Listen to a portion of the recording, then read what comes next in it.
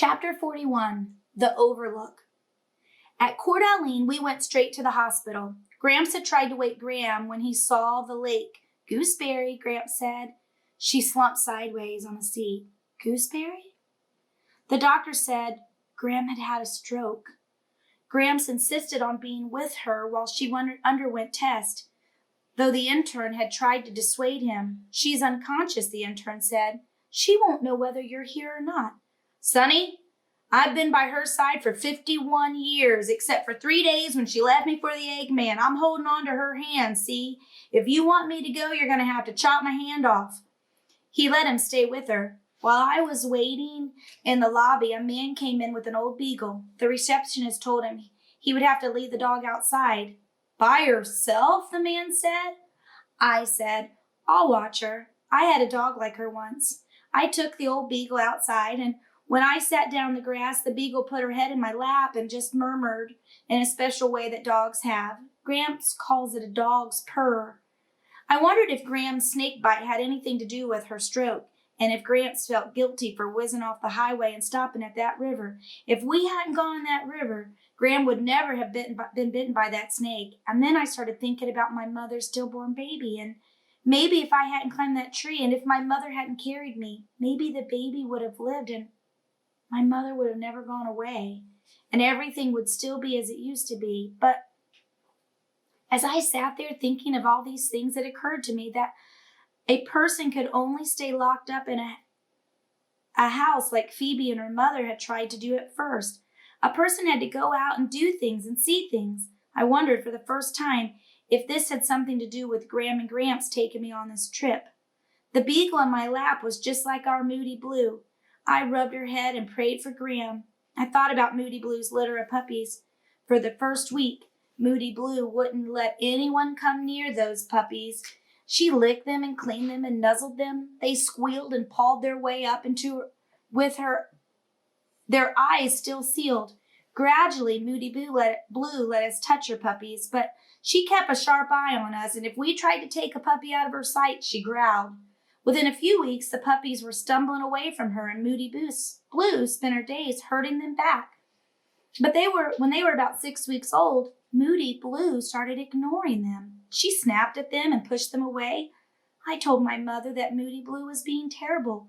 She hates her puppies. It's not terrible, my mother said. It's normal. She's weaning them from her. Does she have to do that? Why can't they just stay with her?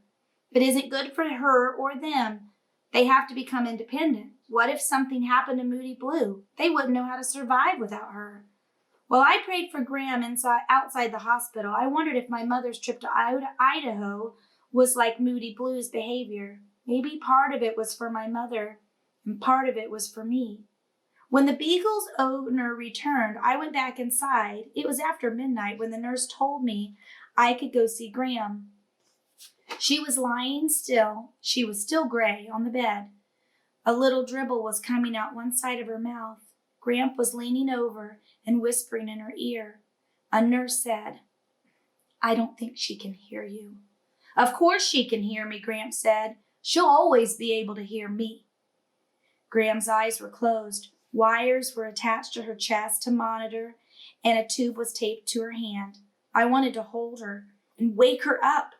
Gramp said, We're going to be here a while, Chickabiddy. And he reached in his pocket and he pulled out his car keys.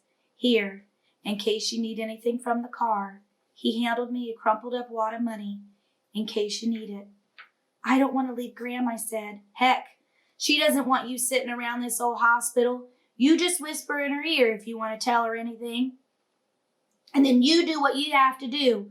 We're not going anywhere. Your grandmother and I will be right here. And he winked at me. Be careful, Chickabiddy. I leaned over and I whispered in Gram's ear, and then I left. In the car, I studied the map. I leaned back in the seat and I closed my eyes. Gramps knew what I was going to do. The key was cold in my hand. I studied the map once again. One curvy road ran direct from Coeur d'Alene to Lewiston. I started the car, backed it up, drove around the parking lot, stopped, turned off the engine. I counted the money in my pocket, and I looked at the map once more. In the course of a lifetime, there were some things that mattered. although I was terrified when I drove out of the parking lot. Once I was on the highway, I felt better. I drove slowly, and I knew how to do it. I prayed to every passing tree, and there were a thumping lot of trees along the way. It was a narrow, winding road with traffic. It was a narrow, winding road without traffic. It took me 4 hours to drive the 100 miles from Coeur d'Alene to the top of Lewiston Hill, which, to me, was more of a mountain than a hill. I pulled into the Overlook at the top. In the valley far below was Lewiston, with a Snake River winding through it. Behind me in Lewiston was the treacherous road with its hairpin turns that twisted back and forth down the mountain. I peered over the rail, looking for the bus that I knew was somewhere down there on the side of the mountain, but I couldn't see it. I can do this, I said to myself over and over. I can do this. I eased the car back onto the road. At the first curve, my heart started thumping. My palms were sweating and slippery on the wheel. I crept along with my foot on the brake, but the road doubled back so sharply and plunged so steeply that even with my foot on the brake, the car was going faster than I wanted it to. When I came out of that curve, I was on the outside lane, the one nearest to the side of the cliff. It was a sharp drop down with only a thin cable strung between occasional posts to mark the edge of the road. Back and forth across the hill, the road snaked. For half a mile, I was on the inside against the hill and felt safer. And then I came to one of those awful curves, and for the next half mile, I was on the outside of the dark side of the hillside, stretched down, down, down. Back and forth I went, half a mile safe, a curve, half a mile edging the side of the cliff. Halfway down was another overlook, a thin extra lane marked off less than an opportunity to gaze at the scenery. I thought, and to allow drivers to get a chance to stop and gather their wits. I wondered how many people had abandoned their cars at this point and just walked the remaining miles down. As I stood over the side, another car pulled into the overlook. A man got out and stood near me, smoking a cigarette. "Where's the others?" he asked. "What others?" "Whoever's with you. Whoever's driving." "Oh, around." "Taking a pee, eh?" he said, referring, I gathered, to whoever was supposedly with me. "It's a heck of a road to be driving at night, isn't it? I do it every night.